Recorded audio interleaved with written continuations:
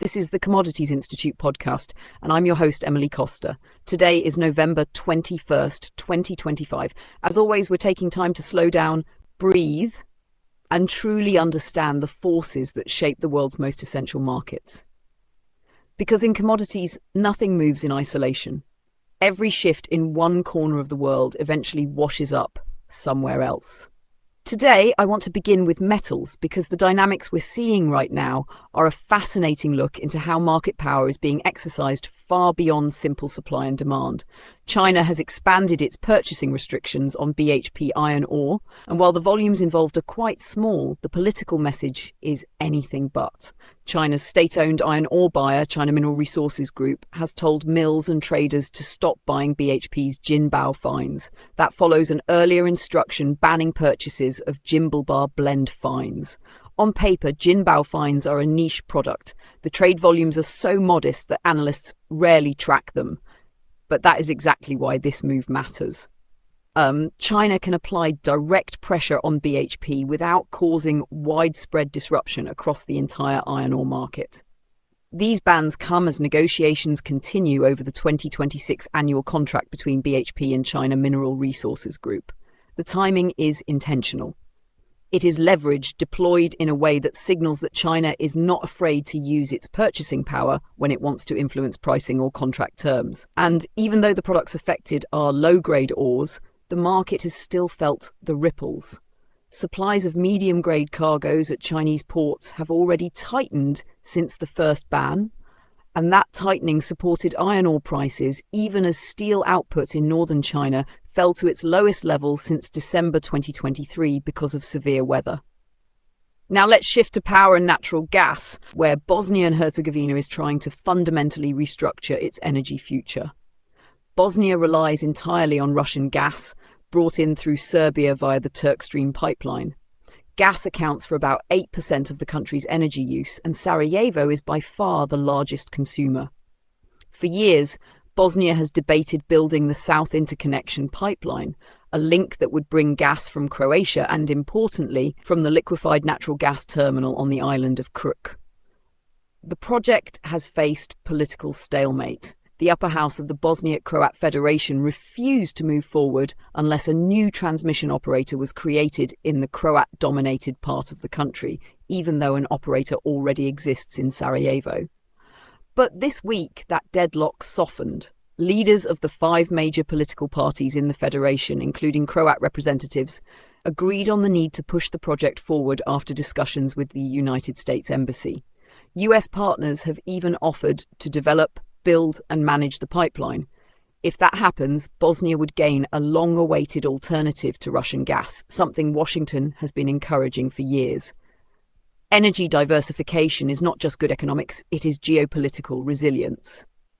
And Bosnia's move mirrors a broader trend we are seeing across Eastern Europe, countries trying to reduce dependence on Russian hydrocarbons while aligning themselves with Western infrastructure and finance. From there, let's travel into agriculture, where the International Grains Council has delivered news that many buyers around the world have been waiting several years to hear.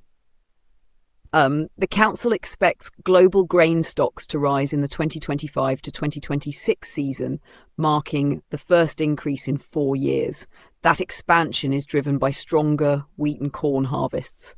Total global grain production is now forecast at 2.43 billion tonnes, exceeding projected consumption of roughly 2.4 billion.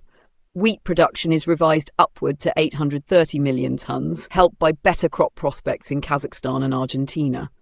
Kazakhstan's wheat outlook has risen from 17.6 million tonnes to more than 19 million, and Argentina is projected to harvest 23.5 million tonnes, significantly above last season's 18.5 million. Corn production is expected to reach 1.298 billion tonnes, a slight increase, but still enough to push global supplies higher. The only slight downgrade comes in soybeans, which have been trimmed to 426 million tonnes. Still the second largest crop on record, but rising consumption, especially in Asia and the Americas, could keep inventories tight.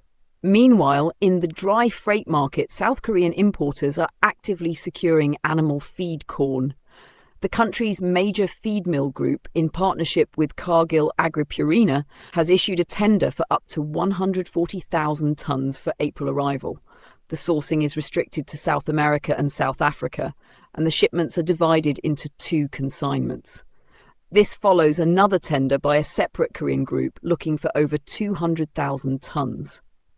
What's interesting is the urgency behind these purchases. Traders believe prices may rise in the coming weeks as China resumes buying US grain and soybeans after a trade truce. When China steps back into the market, it shifts sentiment immediately, especially in Asia, where competition for spring delivery feed grains tends to tighten quickly.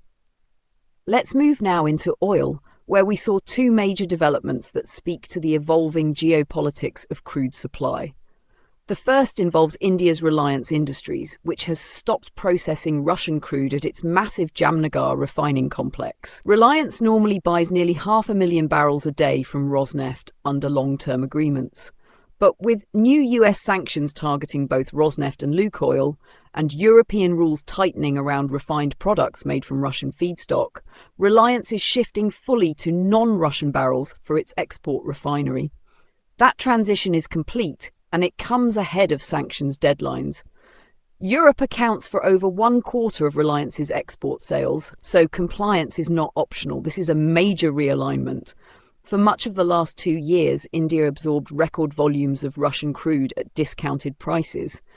Now, one of the biggest buyers is stepping back, and that will force Russian producers to reroute flows again at a time when sanctions are becoming more sophisticated. The second oil story revolves around the United States, where the Trump administration has released a dramatic proposal to expand offshore oil and gas leasing across federal waters. The plan includes 21 lease sales off Alaska, 7 in the Gulf of Mexico, and 6 across the Pacific coast. And that Pacific expansion is triggering fierce pushback. California Governor Gavin Newsom called the proposal reckless and made clear the state will fight it. California's opposition is rooted not only in environmental policy but in history. The 1969 Santa Barbara spill remains a defining event, shaping both public sentiment and regulatory approaches for more than half a century. Supporters of the plan argue that offshore leasing is essential for maintaining long-term energy security and sustaining jobs. Oil and gas industry groups praised the move, calling the prior schedule insufficient. Federal waters begin 3 nautical miles offshore and extend roughly 200 nautical miles, and that expanse represents long-term potential for companies eager to secure future production. To wrap up our global loop today, let's return to metals briefly, because another important shift is underway. China's zinc exports surged in October, over 8,500 tonnes shipped, more than triple the volume from September. The catalyst was a sharp squeeze on the London Metal Exchange. Inventories fell to just over 35,000 tonnes in late October, barely enough to cover a single day of global consumption.